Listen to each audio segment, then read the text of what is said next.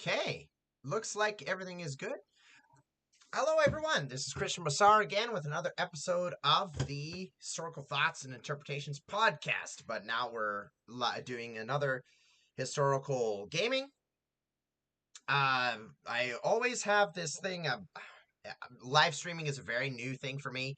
I've done Zoom a lot, I've done Skype a lot, and I do a lot of recording, but live streaming, I've only done it twice so far. So it's still getting used to it. So let me just start the music here.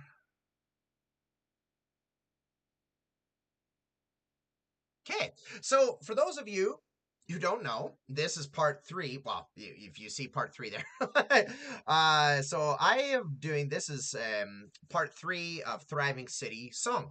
I've already done 2 episodes before, talking a little bit about the Song Dynasty while I play Thriving City Song by White Star Studio and Indie Arc. It's a very good game. I really enjoy it.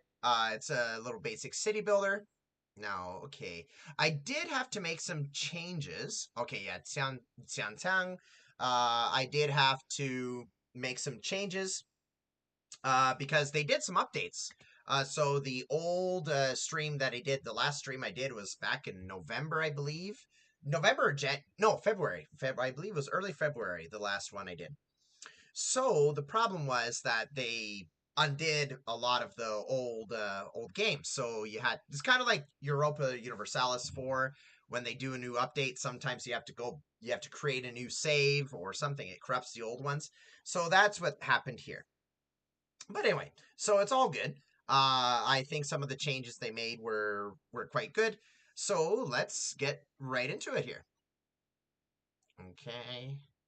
So as I've done before, this is basically just I'll be playing the game and I'll be making comments about the game, but at the same time, I'll be talking about the Song Dynasty in China.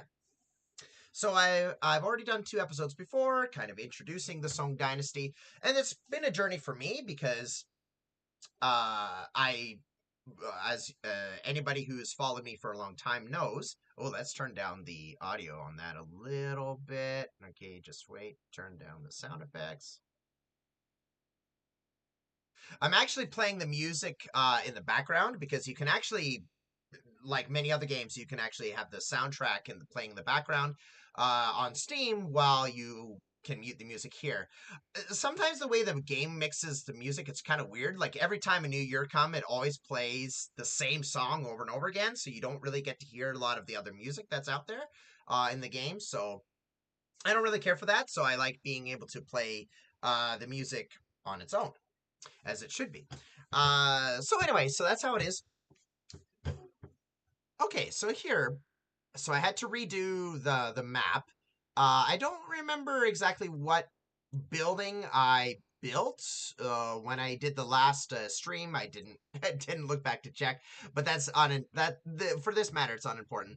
But basically, I did have a little city going on, but so then this is a new city I have going on. We have a few people, 159. No vagrants, that's good. Okay, well, happiness is a little bit bad because on varied diet. Usually, like any other city builder, you kind of get a situation where, you get a certain point. Like, you don't have enough people, then you get more enough people, then you have to feed them, and then you have to go back and forth. Real life city management, I guess. So anyway, so that's what this is. And so I do have city gates because I like to have a little bit of combat in my games. I do think the combat in this game could be a little bit better. It's kind of a lot of it is just kind of send armies out and then hope that then they fight each other and then hope your guy has enough. Hope you have enough soldiers and stuff. So I would like a little bit more strategy in this. But the focus of this game is city building. So let's have a look here. So we have our farms. Okay, it's March, so the guys are out here planting. Okay, we have an academy developing new technology. Yes, they did this a lot. They streamlined the system. They streamlined the research system. Can you do? No, it's the same as before. Okay, it's the same as before. Where You can only research one technology at a time. But I think some of the changes they did were really good, actually. For example, let's see, where is so warehouses here. In the previous game, everything was stored, like if you had wood here, but you wanted to move, you needed wood here, you had to move it, right? So it was a little bit difficult to manage, maybe more realistic, but suspension of disbelief is a reality in gaming. So they've removed that. So just the more warehouses you have, the more capacity you have. So it does make the game a little bit more fun. You don't have to micromanage as much. Okay, so let's hit unclick the pause button here. Okay, so I hope everyone's doing well. It's been a while, but my life has been pretty busy lately. Moved to a new apartment, have been doing a lot of other things. So it's been quite busy. Okay, but I hope everyone's doing well, having a good summer 2025. Okay, so we got fishermen over here. Oh, this is new. Warehouse full, expand to now to increase capacity. Oh, okay, well that's a new warning. Usually that warning wasn't there before. It would give warnings about how many, like you didn't have enough houses. Okay, well I guess I gotta listen here. Okay, I can do this Kolrit. Kolrit. I'm not sure exactly how to pronounce that, but let's put one here. But no, White Star Studios has been doing a good. They've been doing well with this game. I think they've been doing some updates that were. There were some glaring issues before, so it's a lot. So I think they're doing a good job at fixing those things. Like I say, I would like to see a lot more involved combat. Because I found a lot of times all you have to do is just create a bunch of swordsmen and then that's it, right? Thespians in. Okay, coal. Okay, how's our coal doing? Oh yeah, we're kind of running low on coal here. We have a lot of lumber though, so that's a good thing. Okay, coal is here. Oh yeah, right. Christian, you talked about it yourself. The warehouse doesn't. You don't have to move things. You just make. Okay, so let's bring it over here. Let's get some coal over there. Um, I don't really like to use land like this for industrial things. I prefer to do that in barren land. So you know what? Let's remove that. Nothing's been built there yet. So just rework a little bit here. Okay, yeah, we can do that. All right, so now let's get to the point of the podcast. Not only is this a gaming project, we're not just live streaming gaming. I'm also going to be talking about the Song Dynasty. So, oh yeah, I don't think I finished that thought earlier. Where this has been a little bit of a journey for me. I was mentioning that. Where again, those who know the podcast know that I'm more focused on Russian history. That's what I focus on the most. That's my specialty. That's what I studied. That's my main interest. But I've also developed an interest in Chinese history as well. So with this game coming out a few years ago, I think it was first released in open access, I believe, 2023, if I'm not mistaken. But at least I started playing it in late 2023. Um, so I started playing it then, and so I wanted to learn more about the Song Dynasty. I hadn't really heard about the Song. I'd heard about the Tang. I'd heard about the Ming Dynasty, the Yuan. But the Song Dynasty, it's kind of considered a golden age in Chinese history. So from the 10th century to the 13th, until the Mongols destroyed it and created the Yuan Dynasty. So I wanted to learn more about it. And then I thought, well, why not do a live stream while I do that? So what I'm going to be doing, the way I want to do these live streams, is I'll be playing the game as I normally would, and I would be talking about the game, of course, but also talking about the history. So I might not tackle every topic in every episode, obviously. Like if I talk about Confucianism, as I plan to talk about today, I plan to talk about Confucianism or Neo-Confucianism and how it was influenced the Song Dynasty. But this will not be the only time I talk about it, right?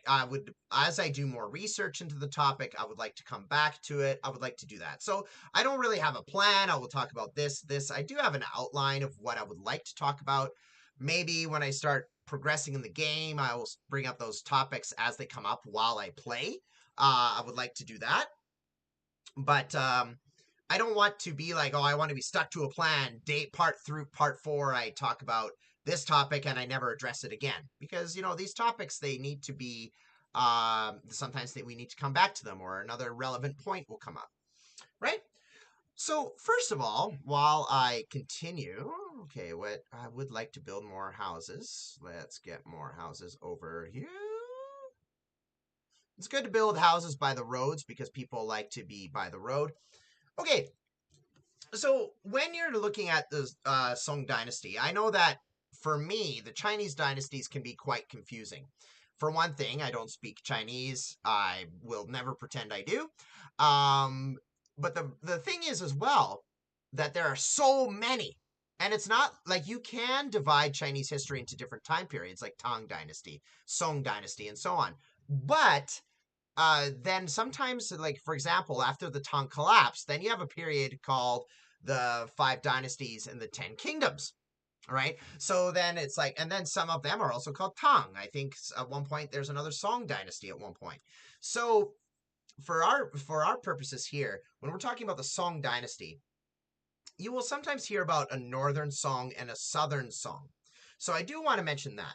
So in the north, as I'm sure I discussed in the last live stream, General Zhao Jiangyin. So again, I don't pretend to speak Chinese. I do try to get good pronunciation. But so General Zhao launched a coup against the latter Zhu in Kaifeng in the year 960.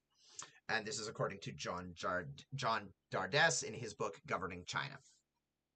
So this is where the northern Song dynasty starts. It starts in the city of Kaifeng. And then after a coup. And then something that we need to know about the north. So these are just broad points about northern Song. There's a consistent problem of dealing with the Khitans, or the Tanguts, and something called the 16 lost prefectures under Khitan control. So 16 lost prefectures, these were lands that were taken over by Khitans, and there was this kind of effort, like, we need to take this land back.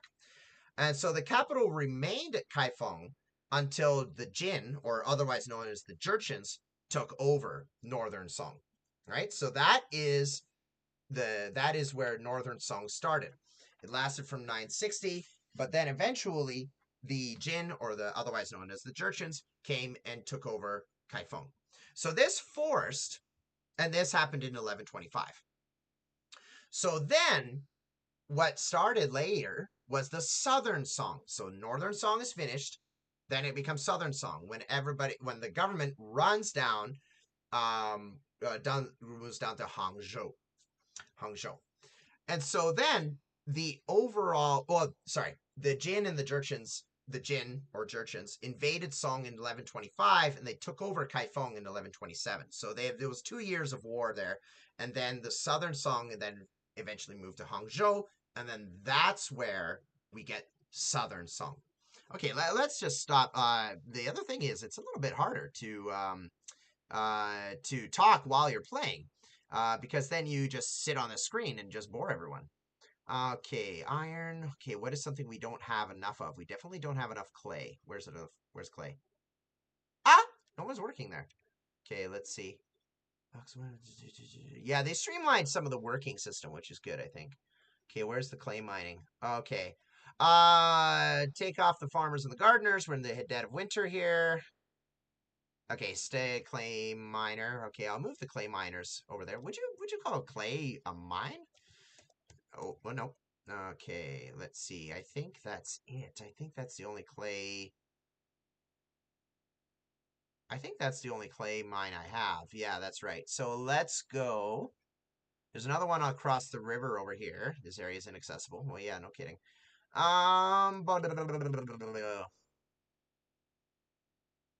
Okay. No, that's a quarry. Oh, wow. Okay, it looks like I'm gonna have to build a bridge over there. Bridges are a little bit more expensive. Wooden bridge.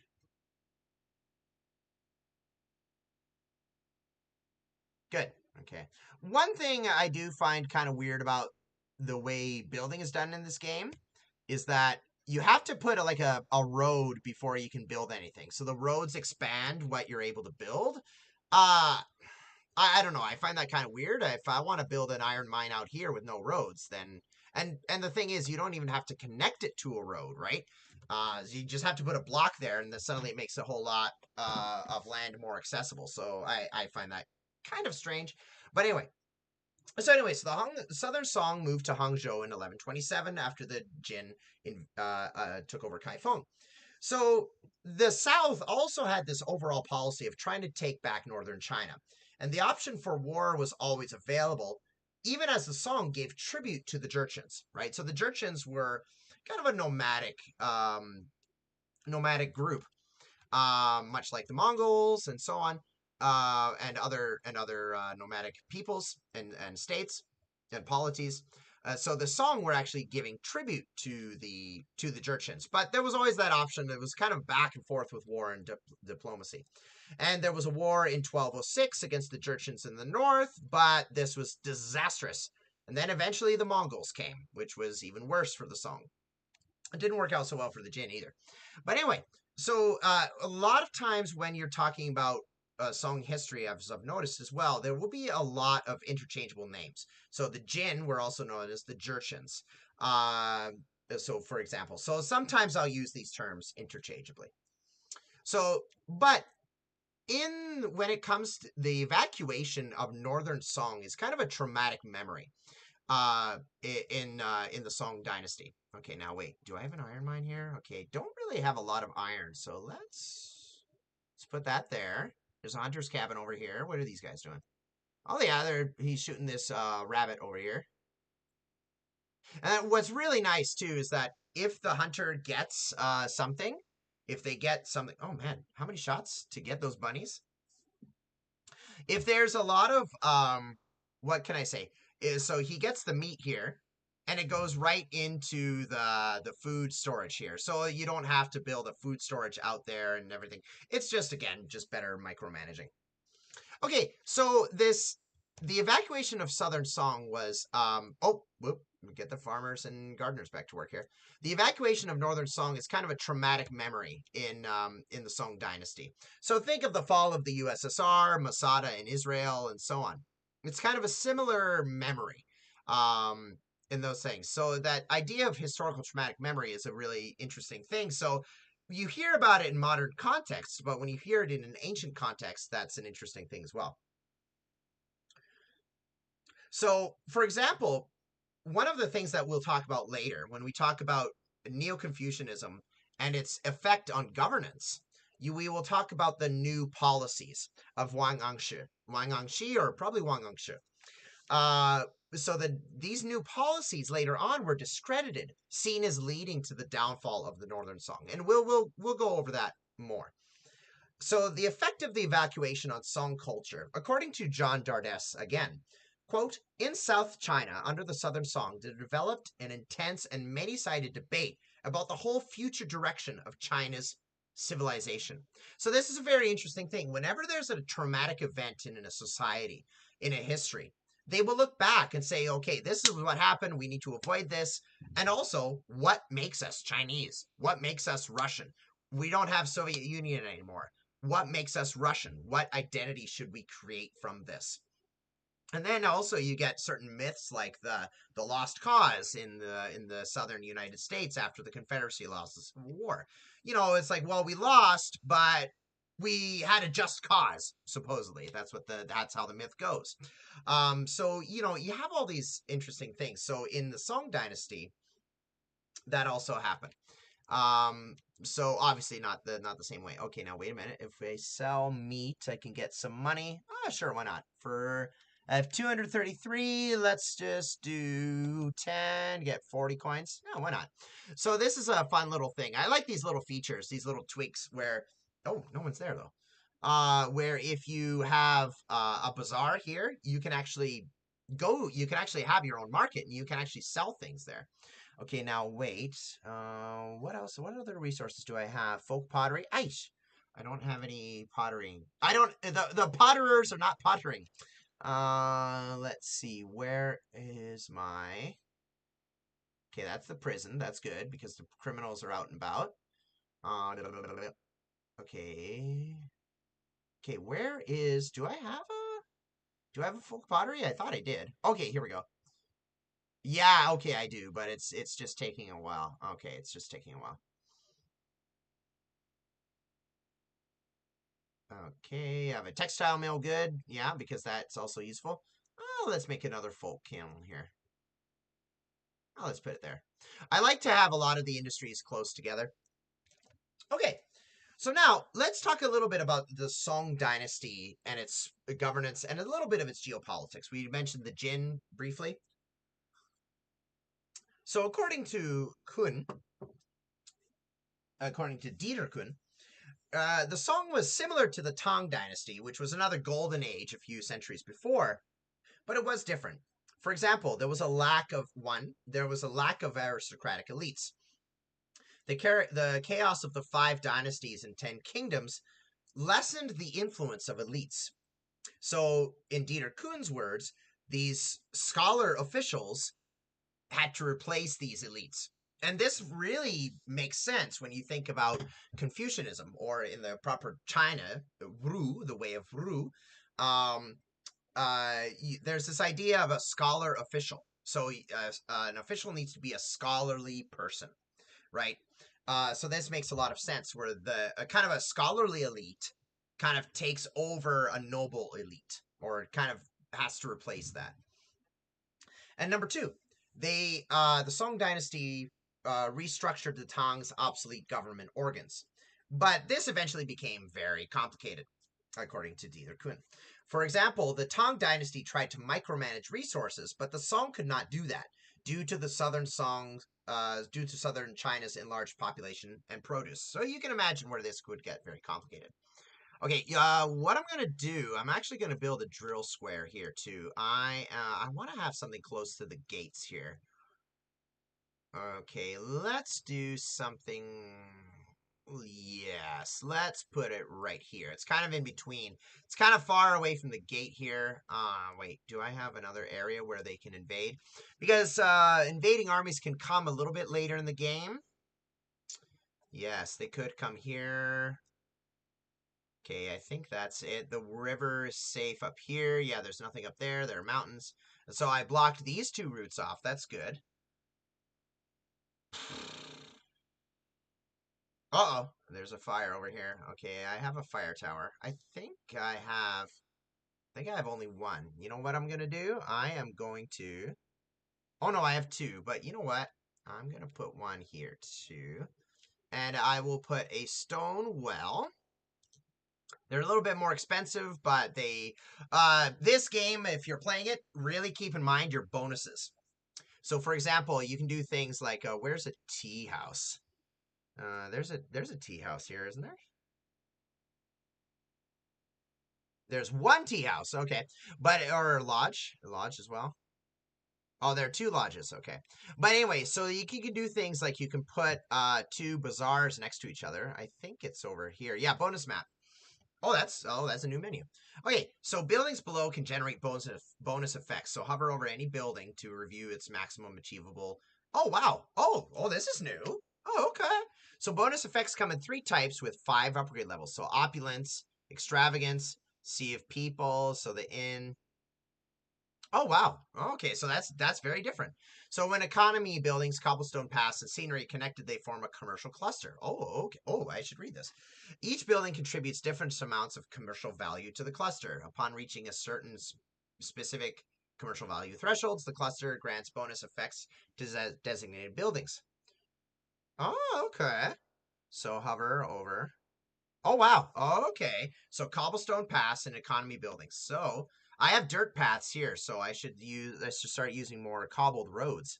But you have to use stone roads first, and you have to have a certain population. Okay, so that's pretty good then. So you don't necessarily just well, also bazaar here. So increase spending amount, boost delivery pricing. Ah, okay. 5 upgrade levels. Okay. I remember they came out with an extensive list of their updates before. Okay, well, let's get a start. Let's do some cobbled roads here just to get us going a little bit. Okay, no, that's enough. I'm seeing my money go down, going down by 10 coins each time. Okay, affected. Okay, got 6 more people. Okay, so we need more houses. Let me build some more houses. No. Oh, okay. It does the grids do sometimes get a little weird because you're restricted by squares, so that's a little can get a little restrictive sometimes. Let me get a shack over here, 2 shacks actually, and kind of get them up here. Unfortunately, the workers seem to be assigned in a random area. So this is not like workers and resources where you can assign workers to a certain house and assign them to a certain industry. It seems to be a random thing. You know what? Let me save my game. Yes. Okay, so back to the Song Dynasty and governance and politics. So it's similar to Tang, but different. So one, lack of aristocratic elites. Number two, they restructured the Tang's government organs. And in number three, the Song, despite the lack of an aristocratic elite, it's not like they didn't have one, but it was changed. Things were changed. There was more centralized power. So officials directly reported to the emperor, but this is a problem when a Song emperor was incapable. And there was also a contradiction of sorts, according to John Dardess. The regional military powers during the Five Dynasty period, like kind of the collapse after the Tang Dynasty, this prevented one dynasty from becoming dominant, right? 5 dynasties and 10 kingdoms. So the Song were able to take power in a palace coup in 960. So they benefited from that kind of chaos. But it was also difficult to overcome that regionalized military structure. So yeah, it helped them. But then when it came to regional militaries, that was also a difficult situation. It made things more tough for them when they wanted to hold power. Right, and you see some of this later on. I think I may have even mentioned it in the previous episode where there was some corruption and lack of accountability on the military side part to the government. So this caused a problem. And they were also the Song were not fully able to overcome the Khitan or Liao, and the Tanguts or Xixia dynasty. So these are 2 other groups: Tanguts, Xixia dynasty, or the Khitan, the Liao. And John Dardess calls that kind of another China. So the Khitans and the Tanguts and also the Jin, those 3 groups, they kind of according to John Dardess, kind of creates another China, in addition to the Song. Okay, now let me see, recruitment officer. You know what? Let me get some. Okay, infantry, archers. Okay, so this is militia. So this is just so you get 9 people, and then they just get a little bit of weapons. They're pretty powerful, I found. You know what? I think I have good money. Let's get 1 infantry. I also have these archers over here. Okay, how's my research doing, by the way? Oh, okay. Oh, here we go. You know what? Let me just research all of these. And I can come back and check. Basic happiness. Yeah, happiness is really important. Let's do plot, because then it will increase the fertile land crop outage. Okay, outage. Output. Blah, blah, blah, blah. Let's get another farmhouse. Oh, no, I can't. Okay, I need to be careful not to block the road here. But I find that the roads are not always the best here because sometimes the roads are kind of useless. Like, people are able to walk. They do walk a little bit faster when there's a road, but I don't see that much difference. So I would like a bit more. I would like the roads to be more effective. That's what I would like. You know what? We will get. Is that one? You know what? Let's put another fire tower over here. And you know what? There's really no wall there. So I would like to put another archer tower here. Yeah, we don't have a wall here unless... Oh, this way is blocked by mountains. Okay. Unless I clear those rocks. Okay, there's a way there. Because let's bottleneck them. Oh yeah, okay, yes. Okay, that's perfect. Yeah. The enemy cannot come through the mountains here unless they just fly over them. So the only way they could go is through here, or they could go through here, but I kind of bottleneck them in this area. Okay, no, that's better. Thermopylae. Okay. So anyway, so those were some of the differences between the Song Dynasty and the Tang Dynasty, which preceded it.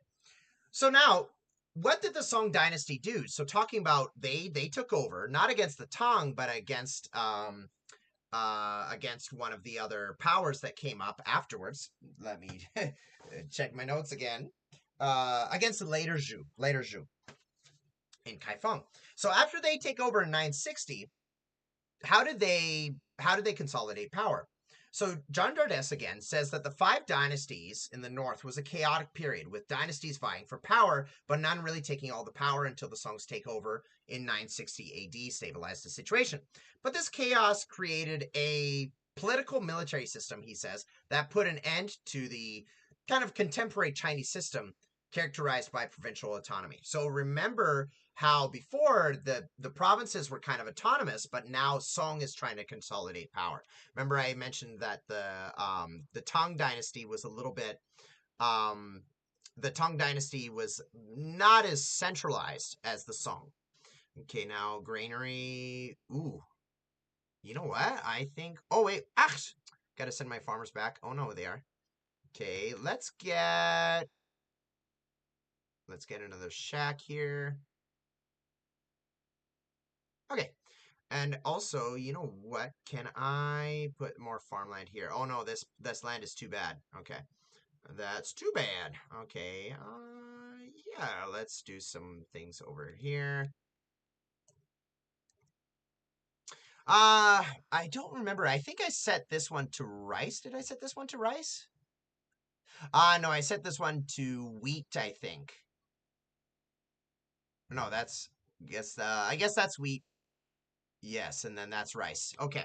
So it would depend on, I guess it might depend on where you're pretending your place is, because in northern China, I know that they, like, for example, noodles are usually made from wheat. So we have wheat noodles. But when it comes to when you go further south, you get more rice. You get more rice noodles. I definitely am a wheat noodle man myself. Okay. Let's have it be rice. Because there is a story mode here, but here I'm just not setting up a specific time. I'm just playing around. Okay. Okay, so with the Song Dynasty, there's a few themes you see here. According to Dardess again, we see kind of a contradiction between cultural greatness, because remember I said it was kind of a let's build some roads here. It's kind of a it was kind of a we got some rain and then we got some flooding over there. Well, okay, that's all right. Okay, so you have it was kind of considered a golden age. It was kind of okay. Builders, just wait until the winter comes. It was kind of considered a golden age culturally. So you kind of get this contradiction between cultural greatness and also resource rich and scholarly Confucianists and Confucian reforms and so on. But then you get a militarized government at the same time, considering the problems with the Khitans, and then, of course, considering the fact that the Song Dynasty itself was founded after a coup. Oh wait, that's a funeral home. Okay, where's the apothecary? Okay, yeah, because I saw somebody who was sick. Yeah, you do have to watch out for plagues, because sometimes they can get a bit out of control. I've played multiple playthroughs of this game, as I do many city builders. Okay, let's see. Okay, then. Okay, yeah, let's do clay mine over here, and let's do another warehouse. Because I'm not quite sure if the clay mine is over here, and then it creates, but I guess the warehouse just increases your capacity, how much you can have. Oh, training time 2 months. Okay, well, we don't have any. We just still have guys training, but no one's there. The recruitment officer is because also here you have to manage your people as well. So you only have a limited number of people. But as I've mentioned in previous streams, I do find it a little strange that like it's all dependent. Like here I have 171 people, but 171 people can do anything, but they can only do one job at a time. So when they finish plowing the fields and then I take them off the farming job, that same person will go and be a doctor, right? So I don't know. Like I think the system could be reworked a little bit, maybe by recruiting workers and resources. I think is a good example where you need people with certain levels of education. So it'd be kind of cool if the developers could kind of streamline that system, make it a bit more challenging. It's not like you're just managing a number, but you're managing specific people. I think that would be a bit more interesting, especially it'd be a really good way to kind of delve into. You do have Confucianism here, like you do have imperial exams, for example. Um, but from what I've seen, it doesn't really do much other than give money and prestige. So it would be nice if there was kind of like an educational system where you could train people to become doctors, to become tea makers. I think that would be really cool. So developers, if you're listening, I really love the game. I would just appreciate like kind of a refined job system. I think that would be really cool. Okay, so in this situation with the Song Dynasty being in the situation that it was, you don't. Oh, I don't have enough clay to build an ancestral house. Because of the contradiction, because of this situation, where it's culturally rich, but it also has a problem maintaining control. It never got full control of a quote Chinese empire, right? So just going back into the song's geopolitical context, we have the 5 dynasties and 10 kingdoms period after the collapse of the Tang dynasty. So Dieter Kuhn, quote, when the Song dynasty came into power in 960, it had to accept a geopolitical system in which no state dominated all of its neighbors, right? So this is the idea. The Song were forced to form relations and alliances with barbaric, quote unquote, nomadic peoples to offset each other, including with the Jurchens of Jin against the Khitans of the Liao. Right. So again, I kind of talked about the Khitans and the Tanguts before as well. Two of the three powers that the Song had to contend with, alternating between peace and war over 16 prefectures under Khitan control until this Treaty of Shanyuan of 1004. So the Song were always fighting back. Remember, there's 16 prefectures. They're always trying to do that. The Tanguts didn't bind to this treaty. So before the Song dynasty began, the Khitans, the Liao, had often raided into China and established Tang-style institutions, actually, in Chinese areas. So this kind of brings forth the question, this idea of like there's things tribal and or Chinese or settled, right? So it's kind of this dichotomy between Chinese and settled or tribal and nomadic, right? So now fish. How much fish do I have? I actually have a lot of fish, but let's get 10 fish. And let's check, how are my people doing here? Okay, food consumption. Okay. All right. Oh, their happiness is actually pretty good. Okay, that's good because you can get certain bonus things with coal and with everything. But I'm definitely seeing a food shortage here. It doesn't look like we have anything in store. Okay. Yeah, but winter is coming, so the harvest is coming soon. Okay, so that's an interesting question. When the nomadic tribes would come and take over a part of China, they would sometimes adopt Chinese practices. The Yuan even adopted some of the Confucian reforms we'll talk about later. Oh wait, nobody's built this. Oh right, yes, I set my builders to do other things. So the Khitans and the Tanguts were a constant thorn in the Song's side, even though the Khitans and the Tanguts often fought each other. Nomadic tribes were hardly united. Okay, good. We got a lot of food here. Okay, so farmer and gardeners, stop what you're doing. Builders. Okay, yeah, we can. Recruitment officer. No, we don't really need a recruitment. We don't really need recruitment officers at the moment. when the Jurchens start coming, then we'll get ready. Um, so so during times of peace, as I mentioned before, the song would send money and tribute to both enemies. And by the late 11th century, there was a push for war against Xixia, so again the Tanguts, despite reforms being carried out in Song. So you can kind of see this whole thing of in the Song Dynasty. There's this cultural research. There's cultural happenings. There's Confucian research. There's Confucian study. There's all this stuff going on, but there's this kind of constant push to also to deal with the tribal enemies, so including the Khitans and so on, but so that alternating between war and peace and tribute. So it's kind of an interesting situation. So just as a very big, very short summary, benefits of the song. It had good economic conditions, a big population in southern China, and good economy and good resources. But there were also the drawbacks. There was corruption, which I've mentioned in previous episodes. I believe I mentioned that. But also regionalism in the military as well. And the Song were unable to completely subdue the Khitans, the Liao, or the Tanguts, which were a constant problem. And then eventually, when the Mongols came, they were able to resist for a while, but not for long. So later on, I would like to go more into governance, and I would like to get more into foreign relations, not just with the Khitans and so on, but also with other powers, because China was had a big influence on the rest of that of Asia. So I would like to look more into their relations with Korea, which at the time would have been well, no, it wouldn't be Joseon yet. I believe it would be Koryo Dynasty.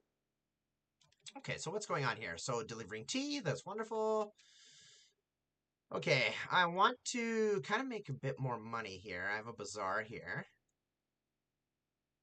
Yes, okay, let's build a bazaar over here because I don't know if they've still done this, but I know that if you built two bazaars next to each other, they would actually tourists would spend more money. And I haven't really had a lot of tourism here. Let's see, where's my guest house?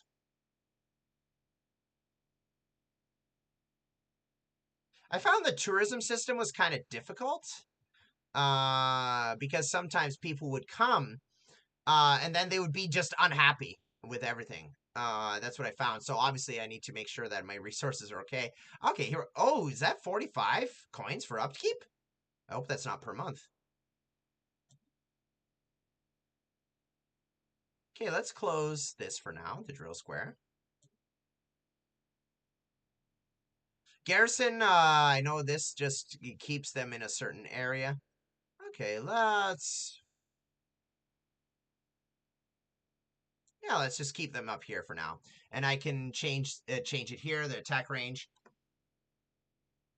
Okay, I do have some students going off for the exams. I do have a school here somewhere. Culture, where's the school? Yeah, students made to participate in the imperial exams can increase Academy's research efficiency. So there they are studying. And certainly as time goes on, I'll be talking a lot more about Confucianism. I'll be talking more about how the education system was. Okay, very good. So now let's talk about Confucianism. Okay, let me just go through my notes here.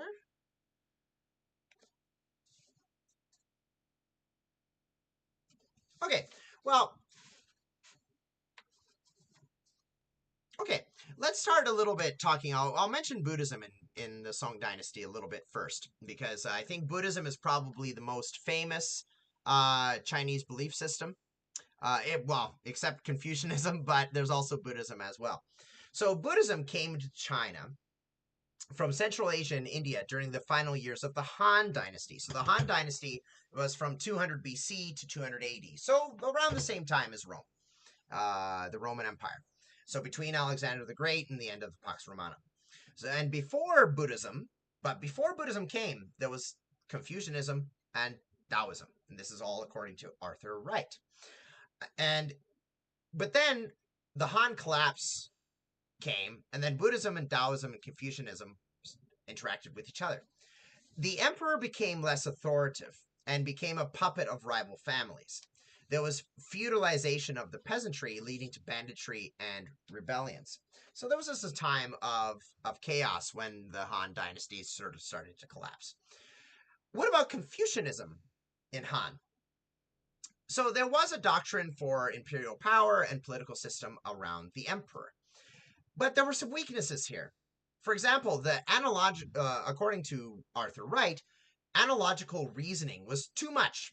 So everything is all in oh, wait a minute. Did I forget to? Man. Micromanaging. Okay. Well, just pay attention. I forgot to send my farmers and gardeners back to work here. Okay. Okay, here we go. You know what? I don't want to, but I should dissolve these guys. Because they were just, oh, whoops.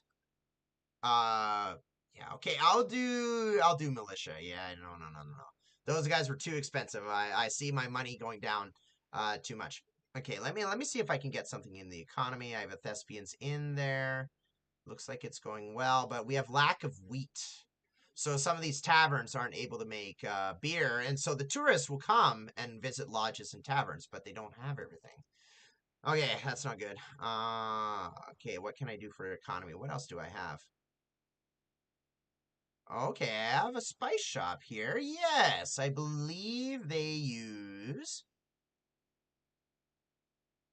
Okay, let's build it over there. So a spice shop there. So it's kind of like a luxury item. And they create spices. And that can be used as a resource. Okay, I have no spices yet. Oh, perfect. And then eventually, which I really enjoy. I really enjoy this side of the game, where you can actually send ships out and trade with India and Korea and other places. Okay, let me build.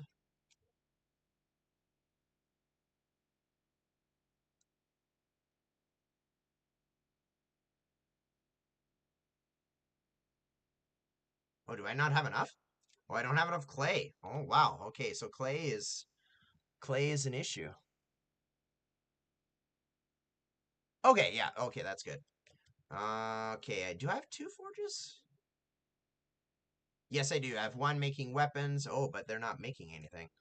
Okay, iron. Yeah, okay, stonemasons. Okay, I need more people. That's the thing. I need more people. So winemakers. Okay, well, we're kind of out of wheat, so the tavern people go home. Let me see. Okay, well, let's continue. So the weakness of Confucianism in the Han Dynasty, it was kind of seen the analogical analogies were too much. So it kind of became abstract and impractical. And it was kind of, again, scholarly. So it was an upper class elitist philosophy. So there was much argument about the Confucian classics and the texts. And so this prevented the state from dealing effectively with the collapse.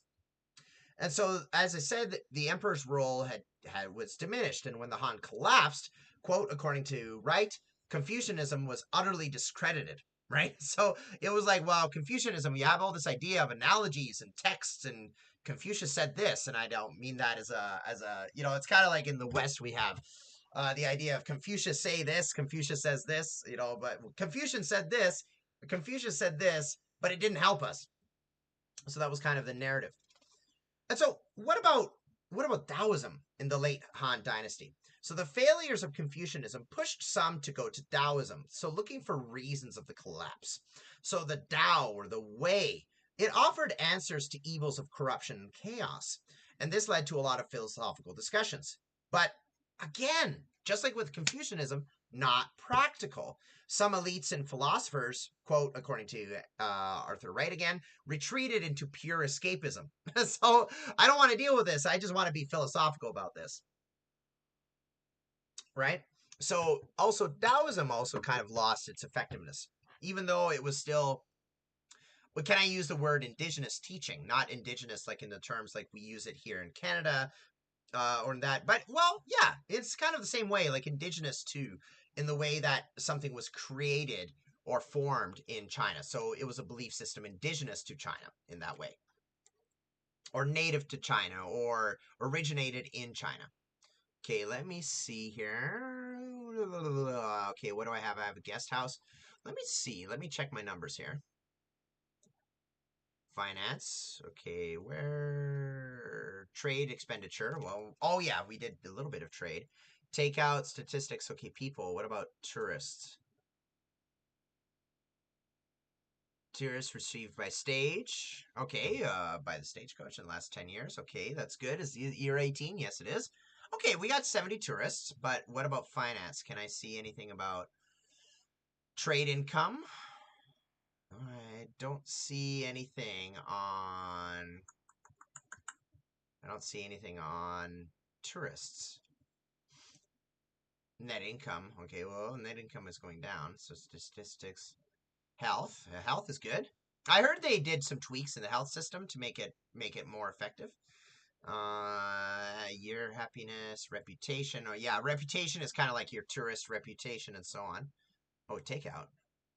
Oh wow, you can even see what kind of Oh, okay. So this is specific. I'll say that's meat. Bao or dumplings. Oh, I'm hungry. Crime. Okay, not so much crime. Okay. So then what about early Buddhism? So remember, I mentioned that Buddhism came into China from India and Central Asia. So Arthur Wright, in his book, quotes a poem from around 130 A.D. And this poem talks about entertainment among the nobility. So quote, here we go. Here's the poem. Kicking off their vermilion slippers among the trays and flagons, they flapped their long flowing sleeves. Their handsome faces, their sumptuous clothes were radiant with beauty. With their lovely eyes, they cast bewitched glances upon the company. One look at them would make one surrender a city. Even if one were as sternly upright as a Buddhist Sramana, one could not help but be captivated. So there was evidence of Buddhism already appearing or at least being known in the late Han. So that's why he mentioned that book in 130 AD. So there's already mention of Buddhist practices at that time. And there was a temple built in 191 in Jiangsu. People worshipped at the temple, which gave services to the people.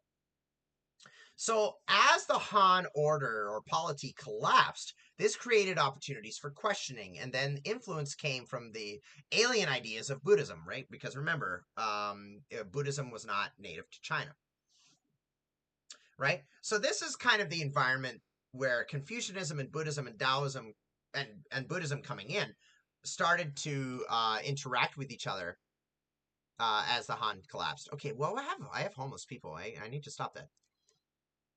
Christian, stop philosophizing. Okay, here we go. Okay, so that should be good. How's my money? And also here I have horse goons over here to prevent them. But sometimes enemies just come and attack them. It would be better like if they maybe just come and just attack like it sets up traps for them instead of them attacking them and getting hurt. Okay, let's see. Do these ones use pickled things? Because there are different types of foods as well. Okay, I did set up a tiled house here somewhere. Oh, no, I didn't. Ah, that's over here. Okay, yeah, there we go. Oh, there's a fire.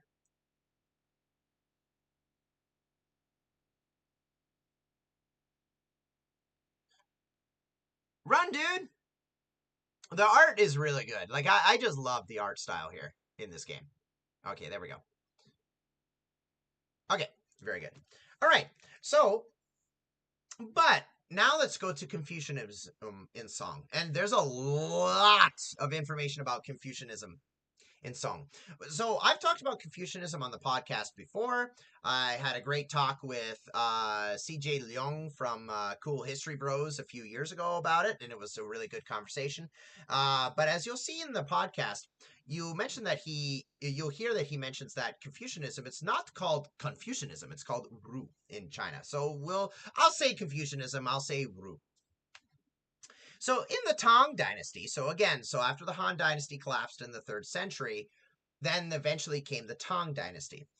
So during the Tang, families supported Buddhism and Taoism, as we'll see later. But these families were gone by the time of the Song dynasty. And now new families kind of entered an era of greater social mobility. So remember how the old elite was gone?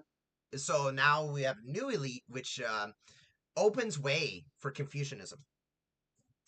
And so when we talk about Confucianism, you'll hear a lot about the examination system. So the exam system that allowed people to take exams on Confucian texts and Confucian ideas and enter the government. Because Confucianism is about how does society run? How should society run? Oh, I can do this. Ancestral things. Okay, good, good, good, good. I can do this. Because if you do ancestral, you can get good, you can get benefits. Okay, let's see. That's a market, right? That's a bazaar. Okay, send the workers back, send the farmers back to the fields. Okay, let's put it here. Okay. Oh, and I have a perfumer. Nice. So that's the spice shop over here. Let's see. Yeah, he's getting coal and turning that into spice. How much spice do I have?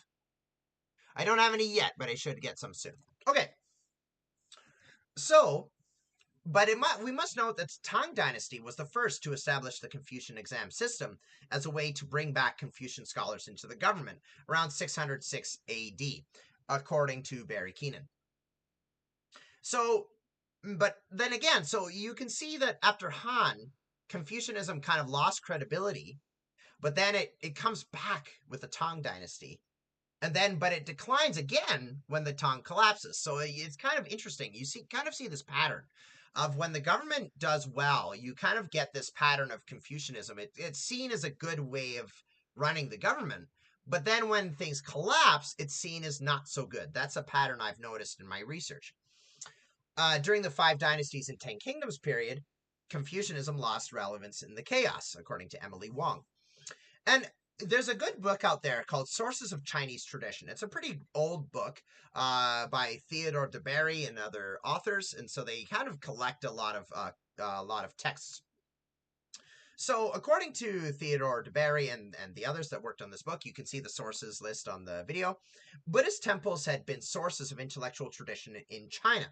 But the source of the intelligentsia is then shifted back towards the Confucian academies. Confucianism came back into prominence. So again, kind of this cycle back and forth. But now here we have not just Confucianism or Ruism. We have a new Confucianism, new Neo-Confucianism. So, and Arthur Wright, he talks about Neo-Confucianism thus. Quote, its strength lay in the comprehensiveness of its prescriptions for the conduct of group and individual life, in its provision of formulas for government and social control, in its aesthetic and moral judgment. Whew. Okay, so it's kind of like showing, so it had prescriptions. It tried to come up with solutions. But it also brought in values of Buddhism. That's a big thing. We'll definitely see that in a little bit. But you see values of Buddhism here, including universal ethics. So it's kind of a recasting of Confucianism. Han Dynasty wasn't able to effectively handle society's issues. But now, with Neo-Confucianism and kind of the Song Dynasty, there's an adoption of Buddhist teachings. And later form of Neo-Confucianism even incorporated spiritual meditation to reach reality within. Confucianism became Neo-Confucianism, which became metaphysical. So we're not just talking about this thing, fathers should take care of their sons and take care of their sons well. Children should not just respect their parents, but now we're kind of getting into meditation. Get to the true self. And that's a very Buddhist idea. Follow the way, Taoism. And we'll go into much more detail of that later on. So this was not the first time that Confucians or Ruist followers attempted to, quote, metaphysicize their philosophy. Jennifer Oldstone-Moore says that Dong Zhongshu, who lived during the Han Dynasty, so again, going back to the Han Dynasty here, wanted to combine Confucianism and legalism. This was another philosophy that emphasized law instead of self-cultivation and social order and cosmology. Qi, Qi, if you've probably heard of Qi, was part of this cosmology as well, which later Neo-Confucian scholars would reference. Dongzheng Shu would form a, quote, form a triad of heaven, earth, and humanity. Thus, the leader of China would become the, quote, pivot between the three. So here we have this idea of the emperor becoming central. A pivot between the three, heaven, earth, and people, right? So there's kind of this metaphysical side to it, right? And Bary Keenan says that Neo-Confucianists saw metaphysical ideas in the original Confucian texts. So they're going back to the Confucian texts of the Analects and so on, the Spring and Summer Annals and so on. They're going back and seeing metaphysical ideas there. Now, here's a contradiction. There's always a contradiction in these things. There's a kind of an appropriation or an adoption, if you will, of Buddhist terminology, mindset, and metaphysics. And again, but there's also this view of Buddhism as an enemy. So, according to Bary and others, Confucian reformers branded Buddhism as, quote, escapism. Chu Si and others said that there was a new way to make Confucianism more workable. But let's not go to Buddhism for it. Buddhism is antisocial. That's what these reformers were saying. Wu Yang-sui, for example, denounced the Buddhist practice of, quote, abandoning family and, quote, discarding their wives or husbands. And this would be antithetical to the Confucian idea of familial loyalty or filial piety. In the podcast that I did with CJ, oh boy, okay, yeah, see, I should stop talking so much. Okay, just play the game. Okay, but you know, this is part of the thing. You know, we want to learn about the history and also see. Okay, now I had to send funeral workers. Okay, so there's a dead body here. Does it say why? Bonus map? No. People death. Okay. What was that death? Epidemic disease. Oh. So there's a plague death, there's a dead body, and there's health. Oh, there's a little bit of health problems here. Is that because of the unvaried diet? Here's the tea house. Oh yeah, the tea house. In a certain range, it actually makes the local garden plots better. Ah, I see what happened here. Oh, that's very cool. Ah. Okay, so see, before you would just have a bazaar close to each other, and that's what you would have. That's all you would do. And then they do a bonus. But here, notice there's this green field around here, and the spice shop is included in that too. So that's kind of a cluster. That makes sense. Okay, bonus map. Let's see. Wait. I want to see if I can get my bonuses. Bazaar. Where's the spice? Okay, no, I don't see the spice. Okay. Oh, wow. Okay, so I'm definitely going to do something over here. Maybe somewhere over here I can make like a market section. Like when as money goes. Oh, hungry population. Oh, people are hungry. Okay. Okay, let's get the builders up here. Usually like to have the builders up here so that they're always building. Okay, let's see what's going on over here. Okay, fisheries have increased range. Ranch. Okay, let's do basic happiness. Let's do that. And maybe, can I assign here? I have only one. Let's get another scholar in there. Okay, ooh, people are hungry. Okay, I need to think about that too. Oh, nobody's at the bazaar. Oh my goodness. Okay, we got to get that going. Where was it now? It was tender, perfumer. No, it was assistant, retailer. Let's get the retailers up there.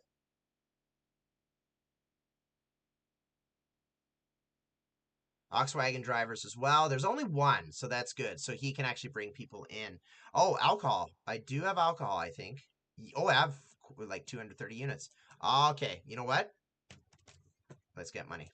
There we go. That's good. That's awesome. Awesome. Wonderful. So here's a ranch. Okay, so this is for pigs to get meat. Okay. Let's save my game. Okay. So let's go back to the seeming contradiction between Neo-Confucianism kind of trying to metaphesize itself, but it's also many reformers thought that Buddhism was a waste of time. So that's a very good point where, well, and also in the podcast as well that I did with CJ. Oh my. Ooh, hungry people. Okay, we really gotta focus on food here. Let me see if I can get another hunter's cabin. I have another one over. Oh, I have two already. This one is lacking tools. Okay, I think they're going to go get tools, aren't they? Okay, I do have a lot of weapon. I do have enough weapons, so I don't need weapons at the moment. Oh, I have no. Oh man, I have no blacksmiths over here. I'll get the blacksmiths on that. Okay, good. Okay, get the farmers and the gardeners back. Okay, I'm just managing my resources here. Yeah, okay, the blacksmiths weren't doing anything for a while. Weapons are good to make too, because if you do that, you can actually sell them and get quite a bit of money. Oh boy. Unvaried diet, taxation. Okay, well, let's give a little bit of a tax break because we did get a bunch of money from selling that alcohol. The tavern, the winemakers are not doing anything. Okay, yes, okay, that's good. Okay. Okay, well, we do have capacity for 20 more people, so that's good. We have a lot of lumber. That's the thing, though. Okay, let me get the scholars. Let me get people to do a bit more research. We have free people here. Okay, so anyway, back to back to the podcast. So CJ would say that Confucians often didn't really they didn't always like the way Buddhism, for example, when monks go and shave their head, this is seen as an insult to their family because your family gives you your hair, right? So it's kind of a shame to shave your head. So this is just one example of Confucianism and Buddhism being divergent, despite Neo-Confucianism trying to metaphesize their, I guess that's a word, or kind of make their philosophy more metaphysical. And so, again, and remember that Buddhism's goal is to reach emptiness or escape from the present illusory unreality, according to Bary. But Neo-Confucianism, though, said that order and harmony through social norms was not separate or antithetical to the reality of the universe. So trying to create harmony in Earth was not antithetical to the nature of the universe. But Buddhism's way is no matter what society is doing, everything here is an illusion. So you're trying to escape that. So it's kind of an inverse or an opposite way of looking at things.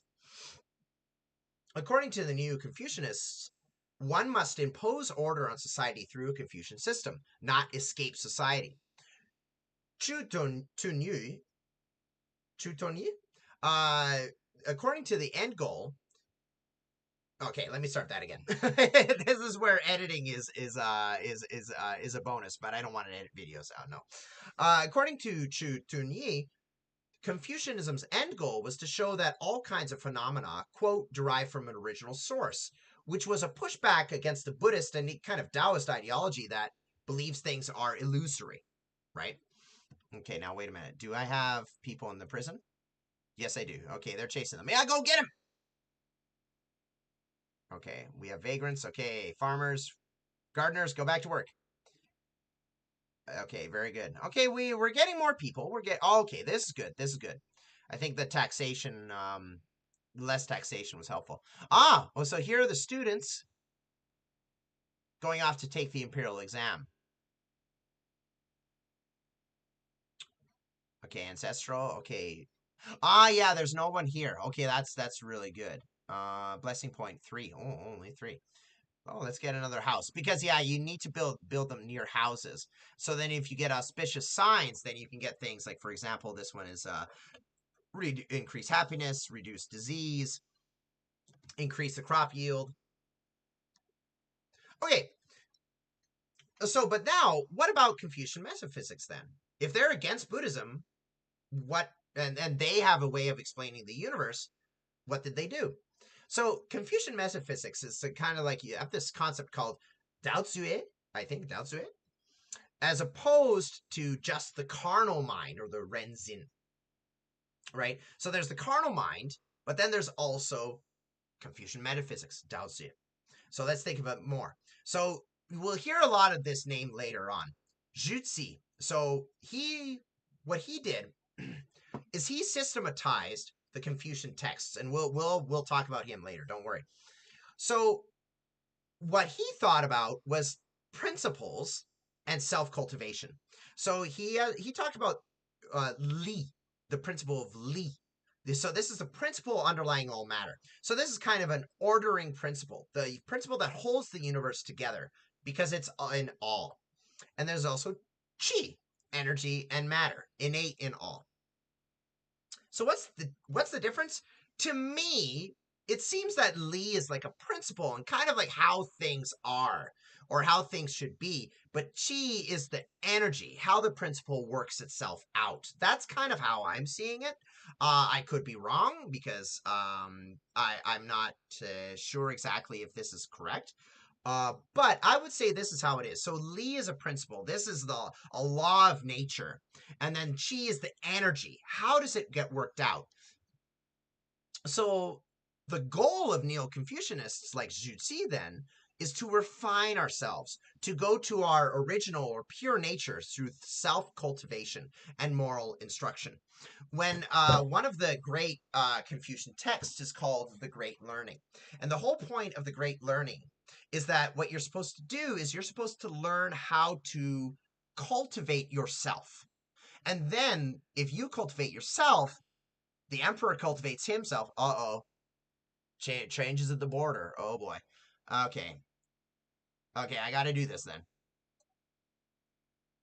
Let's get an archer as well. Okay, recruitment center, recruitment officers, and gate guards, archers, and recruitment officers. Okay, here we go. Okay, move the gardeners back up.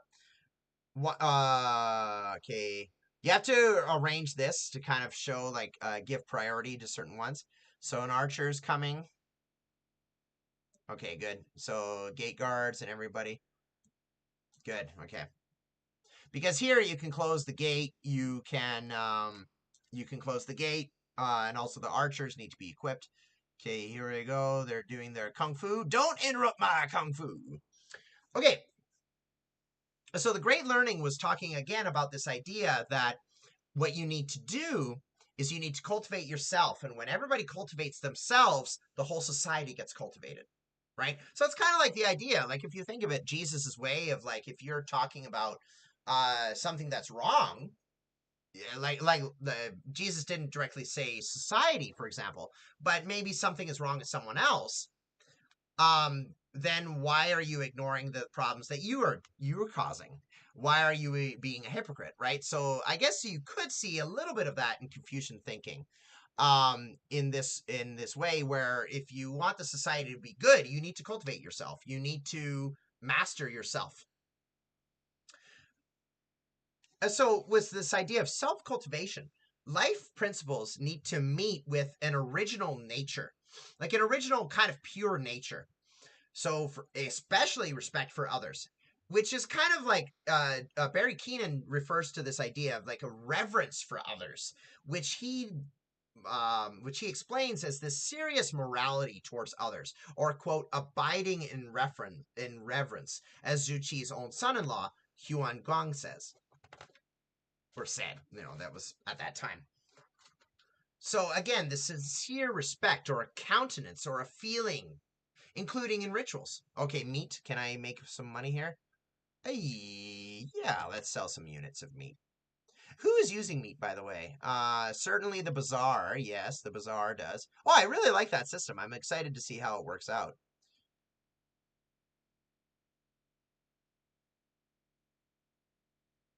Ah, okay. Ah, no, it looks like the spice shop I was clicking it on its own. That's why it showed up green. But you do see the bazaar itself is kind of part of it. Okay, so I'll have to learn what kind of aroma arena.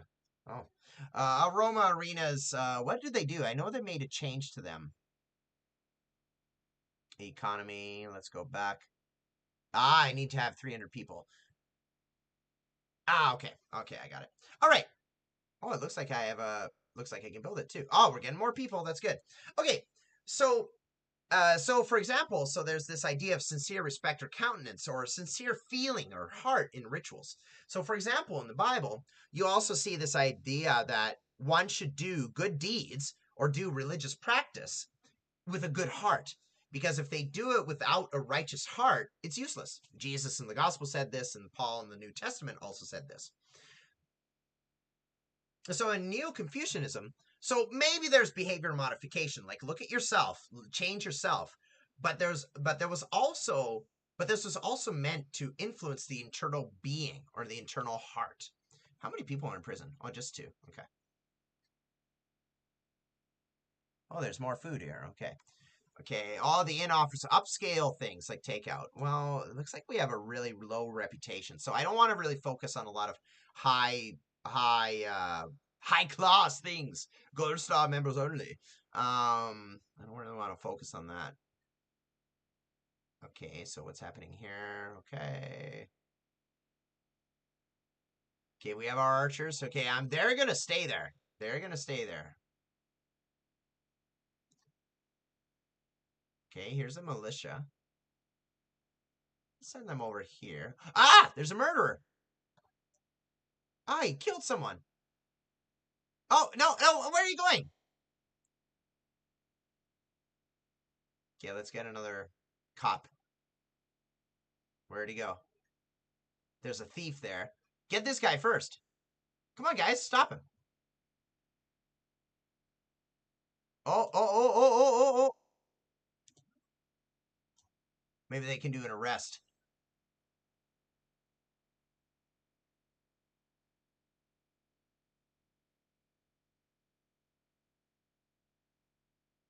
Where'd he go? Oh, there he is.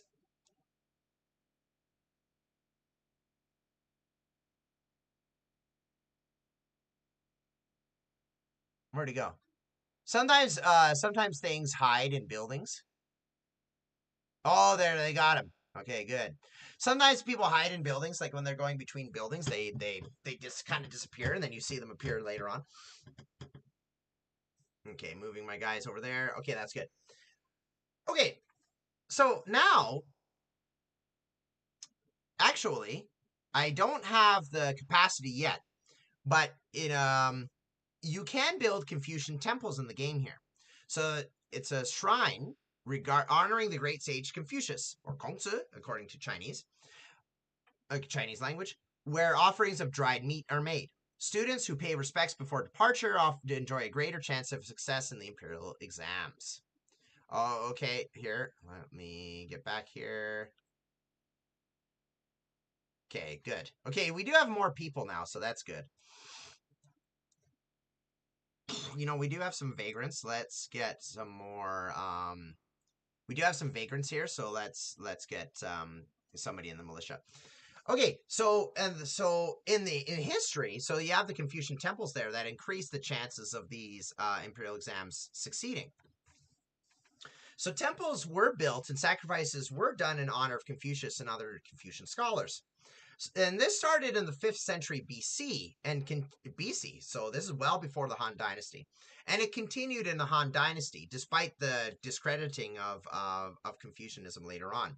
But this did not elevate them to godhood, which did sometimes, it did sometimes happen where heroes would be added to a heavenly bureaucracy, but this does not mean that Confucius became a god.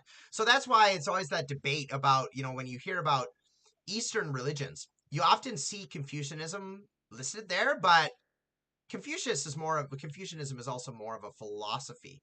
It's not really a religion per se. I would say it's more of a philosophy, but it does have some elements that would seem religious, like, for example, heaven, the idea of heaven, and so on. So what about the Neo-Confucianists? What about their texts? They added 4 books, in fact. So there were 4 books. The Great Learning, so that was one of the books that I mentioned before. The Analects, Mencius, which was written by Mencius, or collected by Mencius at least collections of his sayings, and Doctrine of the Mean.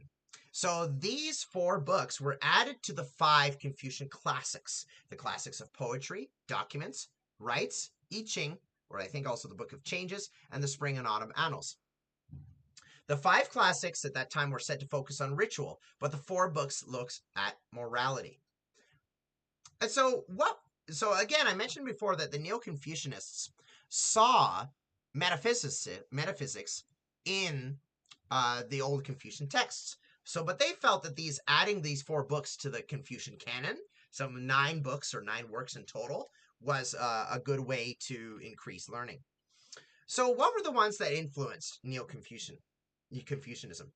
So Confucius' original student, Zhengzhi, his commentary on the Great Learning. So there was a Great Learning, and then he did a commentary on it.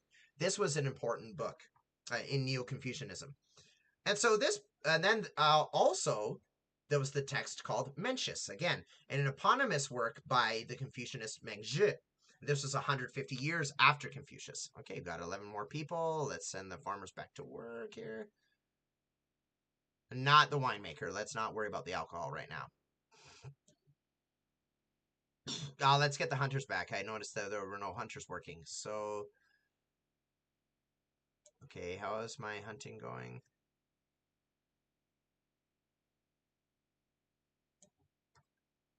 Sometimes they also run out of, Oh, that's a lumber cabin, sorry. Okay, so, and then there was also the Spring and Autumn Annals. So this had moral learning, and it wasn't just about power and governance, but it was also about moral learning. Sages, not just emperors and lords, should be in power. So again, this rise of a kind of a literati elite getting involved in governance. So these texts, so the commentary on the Great Learning, Mencius, and the Spring and Autumn Annals, these texts in Neo-Confucian minds, quote, according to Bary Keenan, justified the leadership of virtuous literati as alternate offices to the absolute authority claimed by the emperor, or alternate voices. Sorry, the emperor who had the mandate of heaven, a divine authority to rule, as long as he ruled well. So let's also go back to Confucianism versus Buddhism again, and I'm almost done actually. So we talked earlier about how Neo-Confucianists did not really trust Buddhism. They didn't really care for it. They didn't really like the way, oh wait, how about I move these guys, the archers, and this militia guy over here. This militia guy over there. Okay. So they didn't really trust Buddhism. So, for example, Cheng Yu, who we'll see in a bit, he said it against Buddhism. He said, according to Bary, leave Buddhism well enough alone. Leave it alone. He criticized the Buddha, again, for leaving his family, his earthly heritage. Such is not the mind of a sage, says Cheng Yu, nor is it the mind of a gentleman. So the kind of a gentleman is kind of the idea of a refined person in Confucianism. The Buddhist religion leads to selfishness, he argues, because Buddhists reject parent-child, teacher-student, ruler-subject relationships that Confucianism tried to guide. This, along with the Buddhists' quote, love of life and fear of death, perhaps referencing the Buddhists' belief in samsara. Like, I don't want to keep going back into this cycle of birth and rebirth. So, oh boy, speaking of life and death. Okay, so who are these? Okay, we gotta close the gate. What? Oh, there's 2 of them. Okay, army, move over here, open all, come on, guys. Oh, close all. Okay, ooh, they seem a bit more dangerous. Okay, looks like they're doing it. Oh, they're attacking 2 different things. Okay, I've noticed before that the enemy would usually attack like one, they would all attack one thing. Oh, good. Wow. Okay, when enemies are killed, we instantly get their resources. Before, it was like really complicated, where people would have to pick up bodies and stuff like that, but it would never really work. Okay, so here are the morticians coming. Okay, that was good. You a lot of times they would say things like it would actually give a label of like which army that was. It would say Jin, and so on, but I couldn't seem to find it. I couldn't seem to see it, but that's okay. Anyway, they're gone. Okay, so the Neo-Confucianists were thinking that Buddhism was a selfish religion, and also Buddhists tried to renounce the world, but quote, while he continues to drink when thirsty and eat when hungry, the Buddhist still stands under heaven and sets his feet on earth. So this is kind of like a rebuke of Buddhism. Like you're talking about abandoning desire, but you still drink water. You still live on this earth, right? So, just very briefly before I finish, what about Taoism? So for example, Cheng Yu also criticized Taoism. He said they say that when you give, you have to take away. So perhaps referencing contradictory statements in the Tao Te Ching. The Tao Te Ching, I've listened to an audiobook of it, and a lot of it is about contradiction, right? It's like you see it this way, but it's actually like this, so for a lot of people, it can seem very contradictory.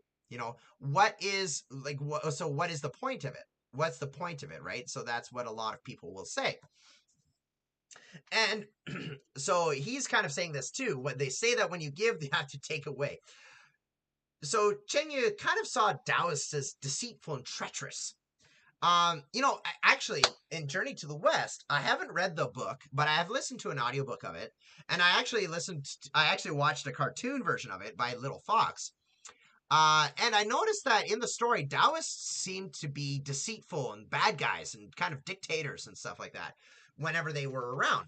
But of course, the story takes place during the Tang Dynasty, not during the Song. But so I'm wondering if that's why. Maybe it was from but Journey to the West has a lot of Buddhist elements, not really Confucian elements, right? So I'm not sure.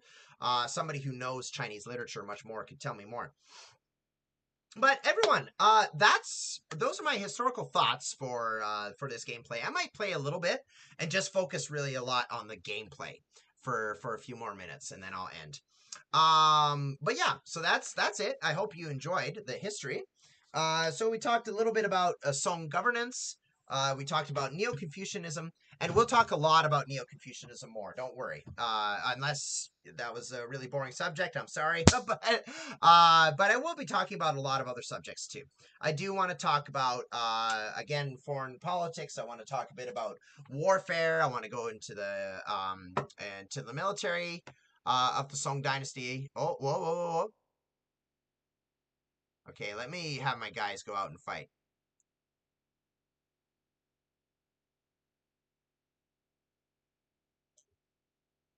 Oh, the archery team is fighting. Oh, archery, move back.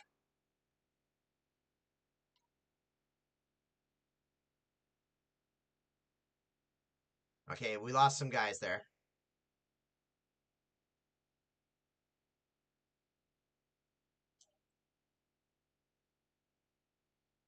So anyway, I will be we'll be continuing Neo-Confucianism, I think, next time. I still want to do more research. I still want to do that. And again, as I'm doing more research, I will bring up points again. So this is more, think of this as like not so much an organized episode as usually my podcasts are, or other videos like you see on YouTube. I put my podcasts on YouTube. Think of it as like we're playing a game and we're talking about the history that's relevant to the game, right? That's what we're doing. And so it's kind of a gameplay as well. It's kind of a playthrough. So I hope you enjoyed. Let me, yeah, a few more minutes. I'll play a little bit more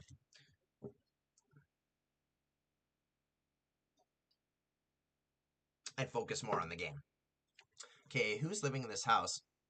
Ah, silk monthly income per resident.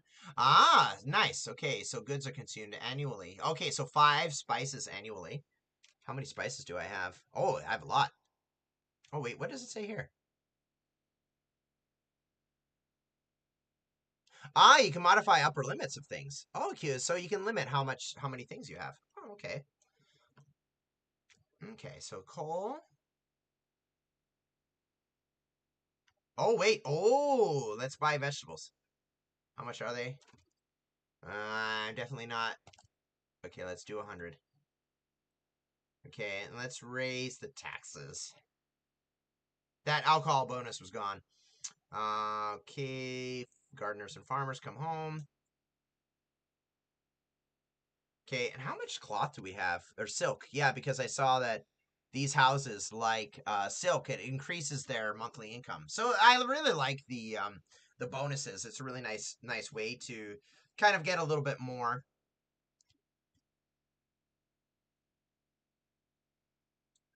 Oh, right. I had all these guys doing all this research. Okay, well, since they're here, really fun stone well, stone bridge, city wall. But work. I want to focus on the ranch. Yeah, because I found the ranches were not really efficient, I found. But it's really nice though that when you have enough vegetables, even during the winter, they can actually during the winter they can actually feed the pigs and actually have more pigs, right? You know what? Let's get another tea house. Yeah, I only have one.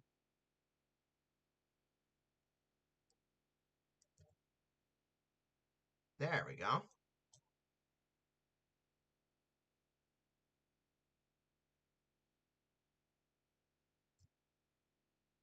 Oh wow. So there's bodies to be processed. Yeah, some of the enemy here. Okay. So this is man, I just love the art style of this game. Okay, Academy, what's going on here? Another thing that can really impact your happiness is like takeout levels, third world, first world problems, right? But here, so it also like if they don't have enough food from the takeout areas, they will often kind of complain about like, hey, like an unvaried diet, and that can actually affect your happiness. Okay, now let's look at the bonuses again. I want to. I'm finding this a little bit confusing. Okay, I'm noticing. Yeah, okay. Sea of people, crowded. Draw more tourists. I do want to draw more tourists.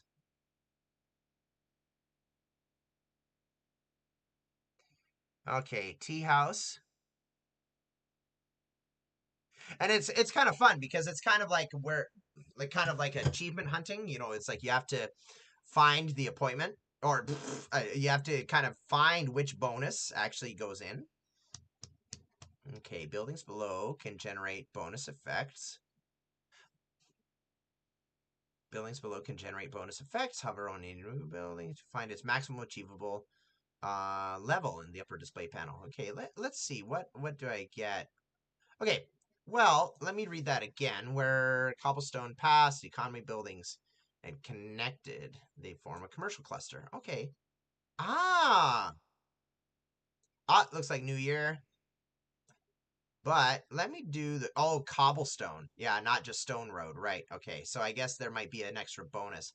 Yeah, see, I'm learning this game too. They're continually updating, which is good. Let me do. Okay, it was like other things like Thespians Inn, Bazaar Inn, okay, theater, any kind of touristy things. There is a Thespians Inn here, but it's kind of out of the way. Last year's income. Oh, it made quite a bit of money actually. This year's income 45. This year's tourists. Were there any? Where's the Volkswagen driver? Okay, guest house. Where's the guest house that brings people in? Oh, it's over there. Tourist rating entry 17. Last year's tourist 133, 138. Okay. But it doesn't really say economy, like how much was brought in by tourism, though. That's the problem.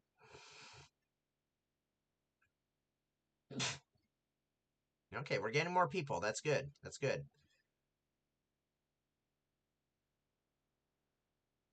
Okay, I always want people fishing because that's a steady income. Okay, do I take the archers back? Yeah, I'll take the archers back. Let them go back to the fields and so on. Yeah, okay, good. Because there's some jobs like nobody's able to do them, but most of them are covered. So that's good. Okay, drill square. No, I don't need anything there yet.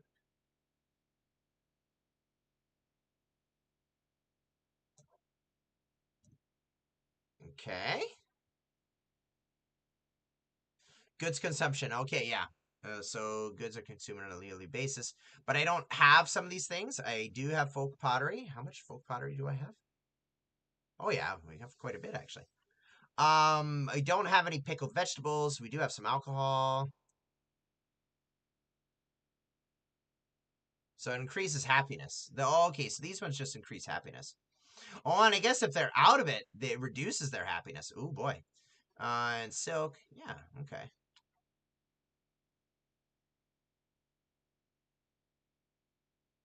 Salaries and upkeep, yeah.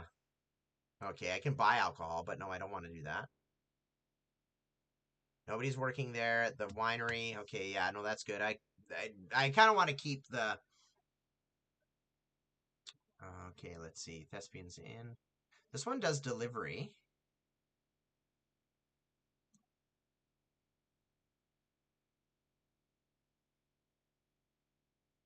Looks like there's another person in the live stream. Oh, I appreciate it. I hope you're enjoying. Okay, farmland. Yeah, if you build it close to the river, it can flood. But at the same time, I guess its irrigation goes. Oh, why is the irrigation less?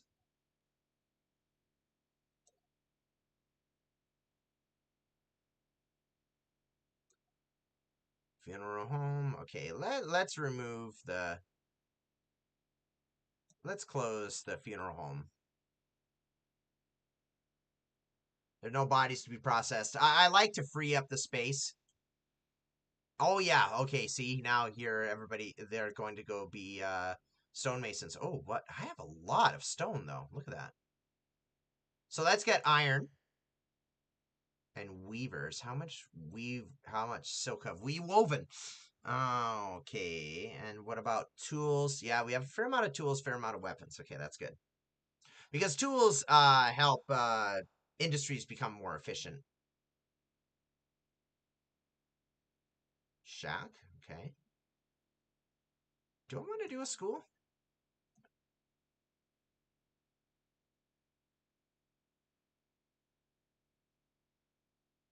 Yeah, but I really need to get the population over 300. That's when you really get good. That's when you really get good. Like the really nice, the really good buildings and stuff.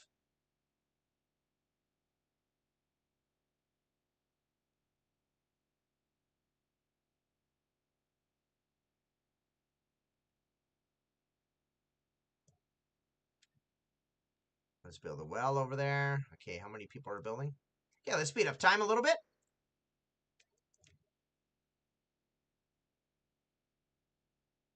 I think they modified something too, where builders they just come and they bring all the resources that are needed for it. They don't go back and then bring more.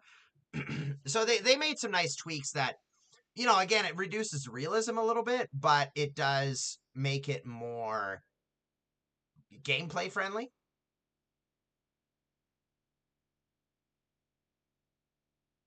Oh,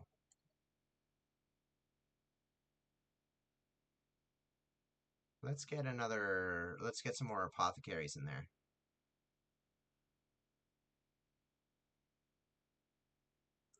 Because I only had one and I had a few patients waiting. Oh, good. Student happiness increased by 9. Not happiness increased by 9, but because of happiness, the population increased by 9. That's good. Ooh, 7 out of 30 prisoners over there.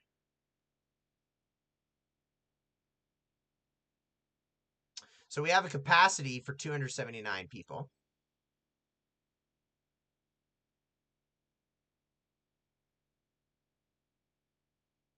Yeah, it looks like we're not getting so many deliveries here. So I want to get a lodge. Okay, let's try making an industrial sector here, or like a economy sector.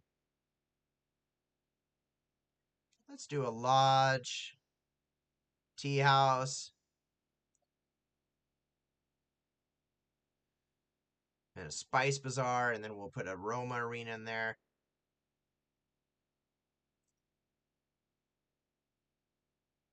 Yeah, but I don't really like building two of these.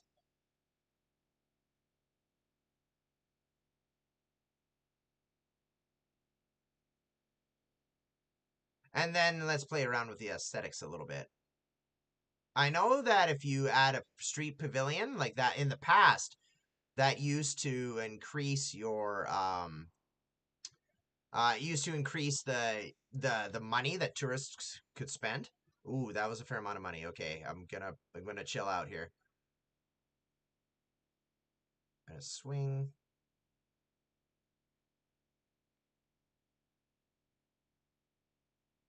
There was a gate as well.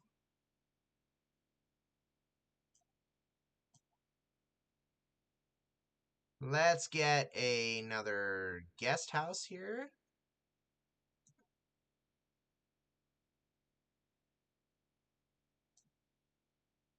Okay, let's see what that does.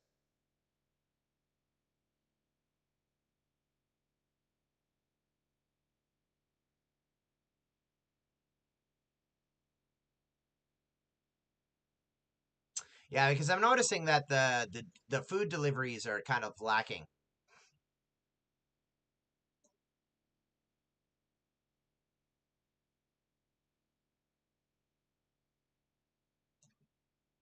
Okay, there. Okay, are they covered by? Ooh,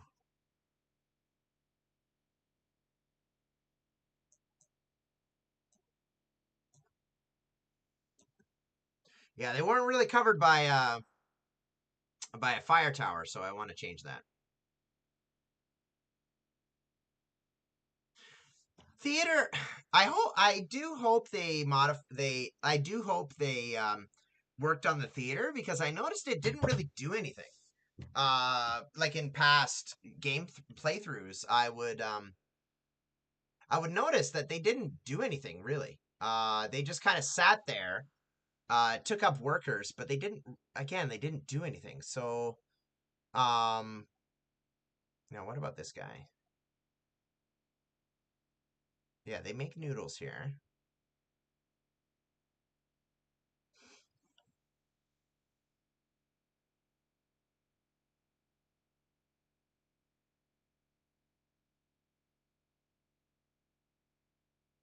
Okay. Then as I got opportunity to build the cobblestone road, I'll do that. Oh, but you have to have the stone road first. Okay. Oh, money. Sorry, guys. Raise. Oh, I can't unlock heavy tax yet, right? Okay. What I'm gonna do is I'm gonna lower. Oh, there was a bonus there. Where was it?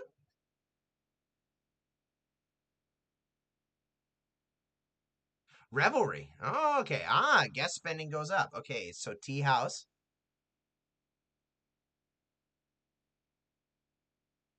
Let's go back. Revelry.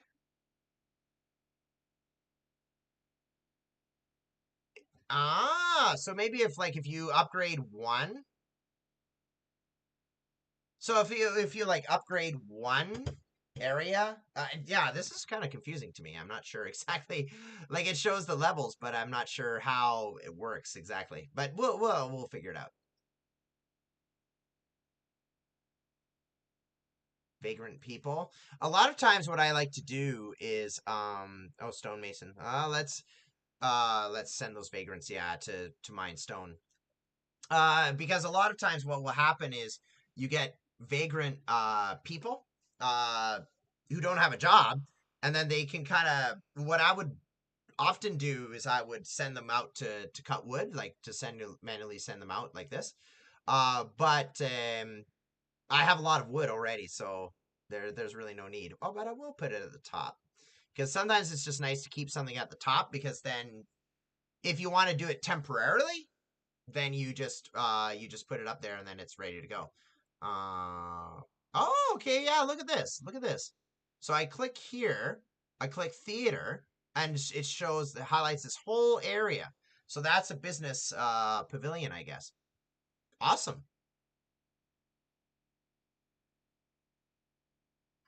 Okay, that's good. The money's going up. Happiness. Let's see where the happiness is. People are really happy over here. Really, oh, there's no one there. That's why. This is not happy. Why? They don't have water. They don't have water. Okay, let me.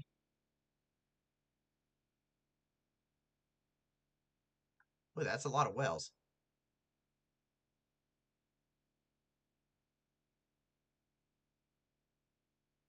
Okay.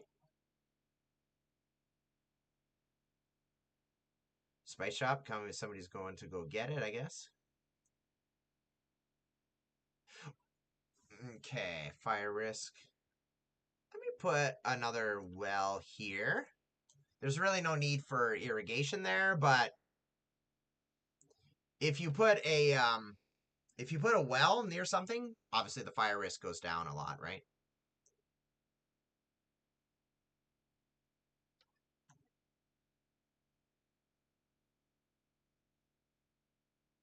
How about I dissolve the archers here because they lost a few.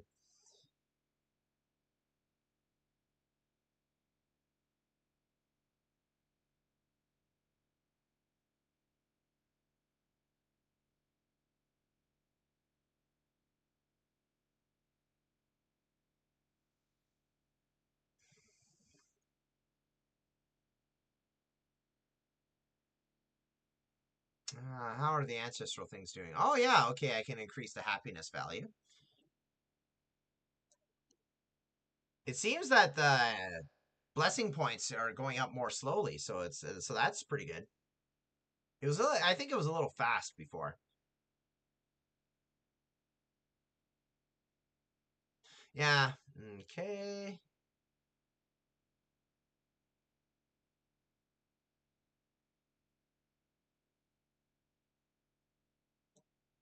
Want to eat pork.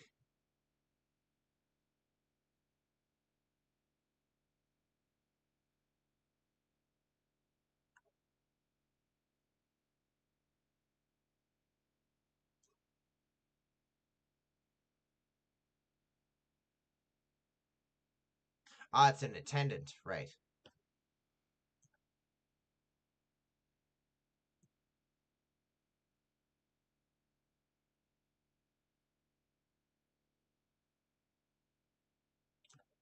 Now, that music may not sound Chinese, but sometimes what will happen, I've noticed in story modes, you'll have foreigners from the Arab world um, walking around in your city after a while if you create like a trade area. So it's a really nice touch. I love it. I hope they've done some modifications there too. Because, sometimes when a game is being made, like especially like a game that was kind of released, maybe not early access, but they were continually updating it.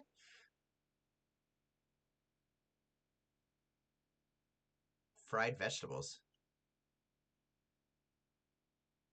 There's not as much wheat and not as much vegetables, but oh, somebody got noodles. Okay, good. I was seeing them for a while.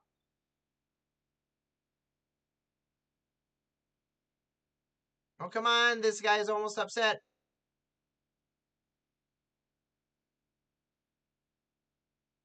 Ah, great.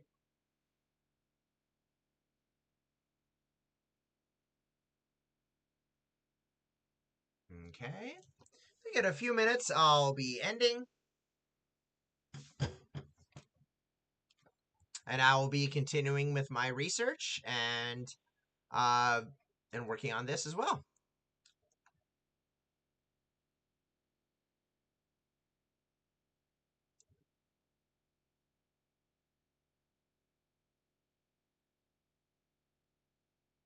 Let's get those 50 stone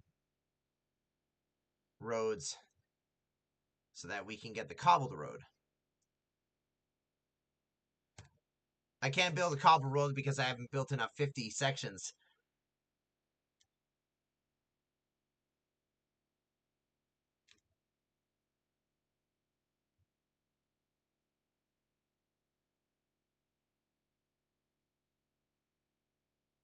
Ooh, coal is starting to go down too.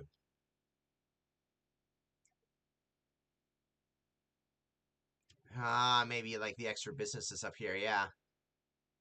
The spice shops as well.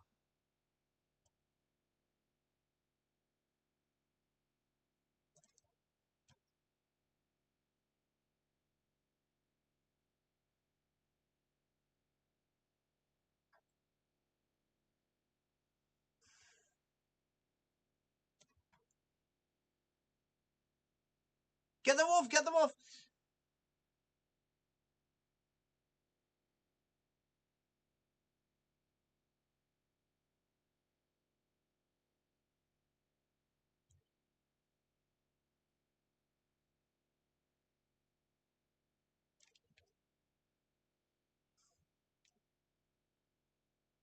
Helps attract more tourists to the city. Okay.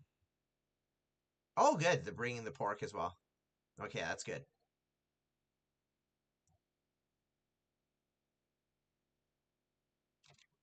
Oh, retailer. No one's at that one. Okay.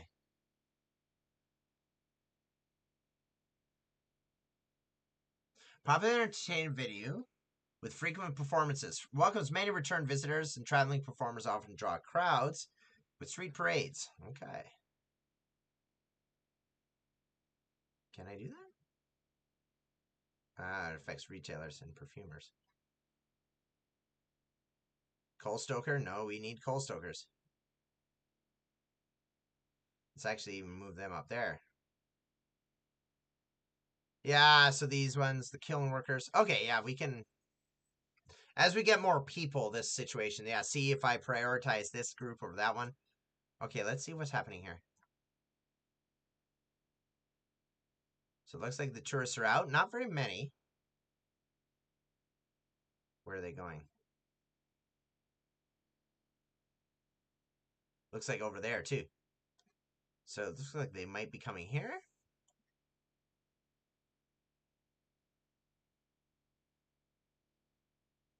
So they, again, they kind of disappear.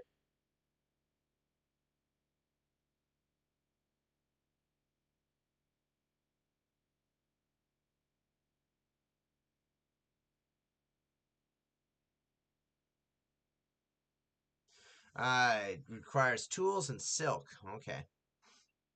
I might need to get the silk.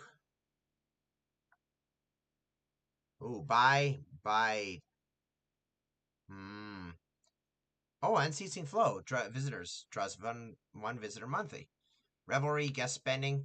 Oh, okay. Yeah, here we go. Additional delivery earnings, 5.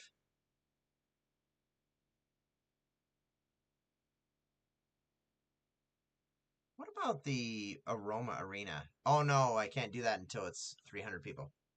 Okay, well, I think that's it for me. Thank you so much for joining. I hope you enjoyed, and we'll see you next time. Oh, save game first.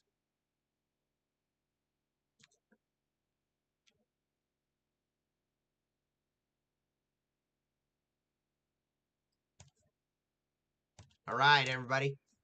Take care.